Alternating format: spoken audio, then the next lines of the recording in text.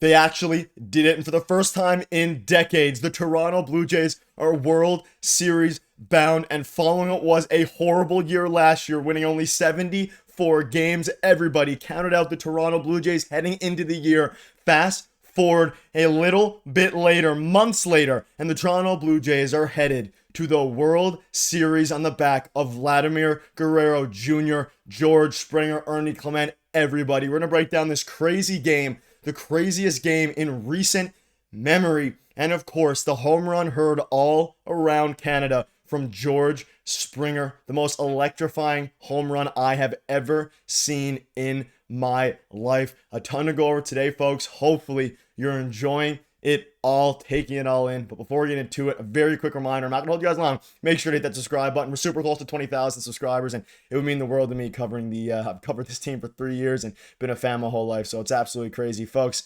Let's dive right into it.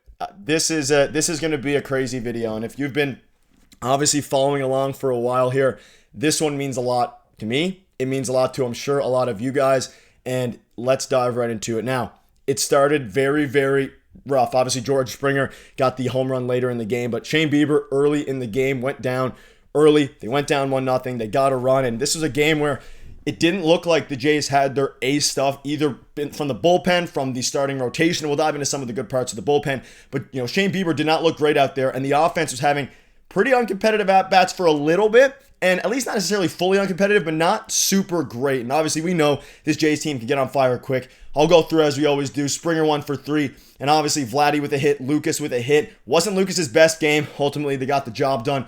Varsho, Clemente. Folks, this was a game where it fully encapsulates what this encapsulates. I'm too excited to speak. Encapsulates what this team has done all year, right? And whether that be guys stepping up, Ernie Clement, Addison Barger, Isaiah Kiner-Falefa, someone they claimed off of waivers from the Pittsburgh Pirates. And I remember I made a video on it, and a lot of people in the comment section of that video were saying, will he even make an impact on this team? Folks, he started the last 3 games of the ALCS and was pretty crucial. He got the hit that put 2 men on base before Jimenez got the bunt.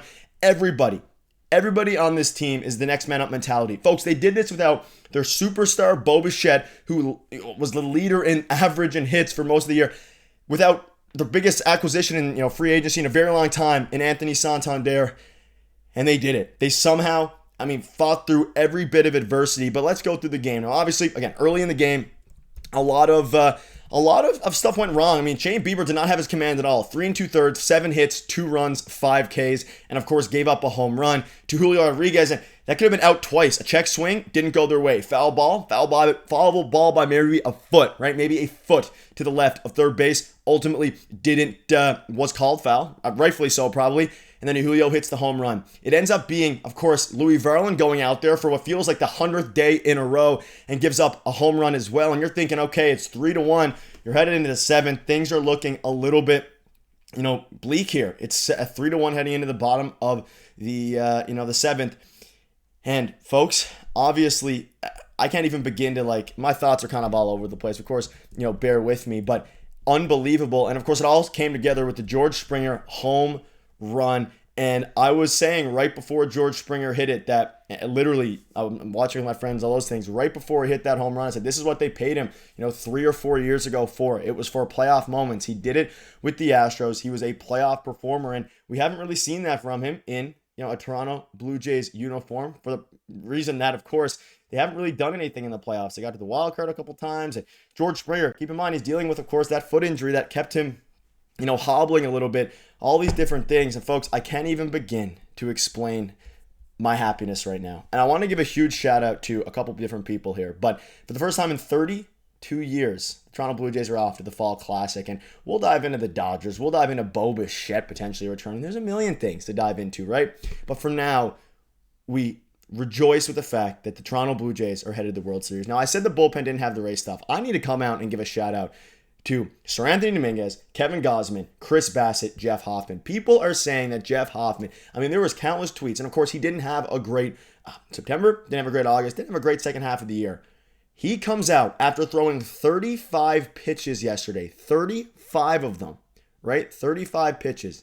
And he comes out and he gets the Mariners in order. And it was a crucial job. And before we get there, let's set up Chris Bassett's, performance. He comes out, he's throwing 95 miles per hour, and he gets them in order. And what that did was make it so Cal Raleigh was not a sure thing to come up. It ended up being the 8-9-1 for Jeff Hoffman. Julio Rodriguez with the third spot in there. You get the two guys out right away, both via strikeout. He struck out the side to send the Jays to the World Series. No matter what happens the rest of this 3-year, $39 million contract, it is worth every single penny for Jeff Hoffman. Every single penny. And he comes out and he strikes out Julio Rodriguez to avoid Cal Raleigh. Chris Bassett pumping 95, hasn't pitched in ages. Unbelievable job from him. And I believe the last time he pitched was in garbage time. I think it was earlier in the series. And then Kevin Gausman on 2 or 3 days rest, striking out the side. It was... I truly can't believe it, right? And obviously quotes are coming out as I'm recording. I'll have a full video tomorrow on, of course, all the quotes, every single thing that came out. Let me know down below your favorite quote from after the game, who won the MVP and all these different things. But truly everyone stepped up. And there is a lot of question marks about, of course, Shane Bieber and why he was not commanding at all. He got into it with the umpire a little bit.